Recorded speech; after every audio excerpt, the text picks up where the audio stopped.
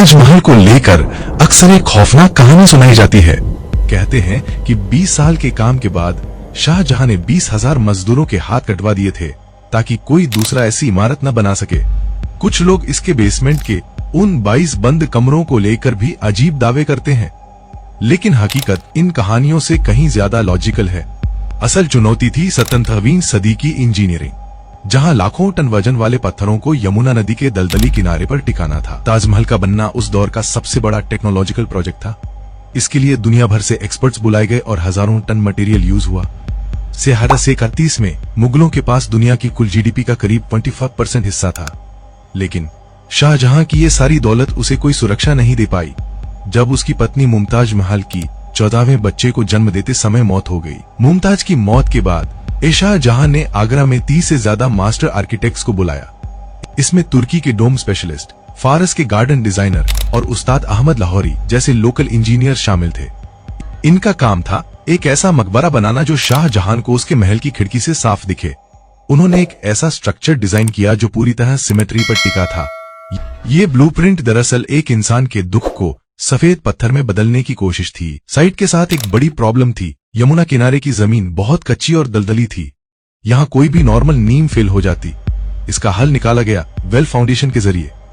मजदूरों ने 50 फीट गहरे गड्ढे खोदे और उन्हें लकड़ी के प्लेटफॉर्म्स और चूने पत्थर की परतों से भर दिया। इन अंडरग्राउंड सिलेंडर्स ने एक ऐसा प्लेटफॉर्म बनाया जो भूकंप के झटके झेल सके और वजन को बराबर बांट दे। यही वजह है कि सदियों की बाढ़ के बाद भी ये इमारत धंसी नहीं। मटेरियल के लिए शाहजहां ने राजस्थान की मकराना खदानों को चुना, जो आगरा से 400 किलोमीटर दूर थीं। ये पत्थर इतना स्पेशल है कि सदियों तक पीला नहीं पड़ता। इतने भारी पत्थरों को ट्रांसपोर्ट करना एक बड़ा लॉजिस्टिक्स टास्क था। इसके लिए 1000 हाथियों को काम पर लगाया गया और खास तरह की गाड़ियां बनाई गई ताकि भारी पत्थर रेत में न धंसे। पत्थरों को 240 फीट की ऊंचाई तक पहुंचाने के लिए 15 किलोमीटर लंबा मिट्टी का रैंप बनाया गया। क्योंकि बांस की मचान स्कैफोल्डिंग इतने भारी पत्थरों का वजन नहीं सह सकती थी, इसलिए उन्होंने ईंटों का एक सेकेंडरी स्ट्रक्चर खड़ा किया जो पूरी बिल्डिंग की कॉपी था।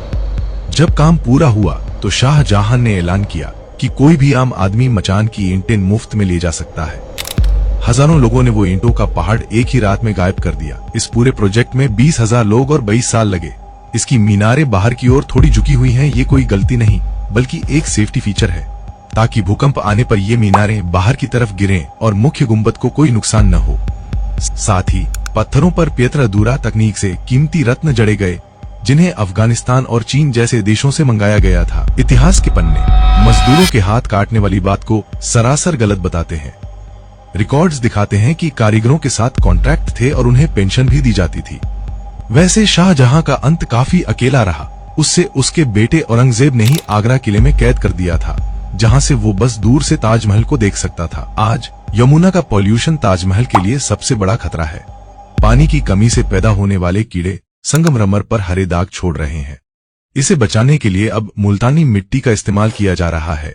400 साल बाद भी ताजमहल इंजीनियरिंग का वो करिश्मा है जो आज के दौर के चैलेंज झेल रहा है। वीडियो कैसी लगी? अच्छी लगी तो लाइक दबाओ और नहीं लगी तो बताओ क्यों। ऐसी ही और इंफॉर्मेटिव वीडियोस के लिए चैनल को अभी सब्सक्राइब कर लो ताकि आप कोई भी अपडेट मिस ना करें।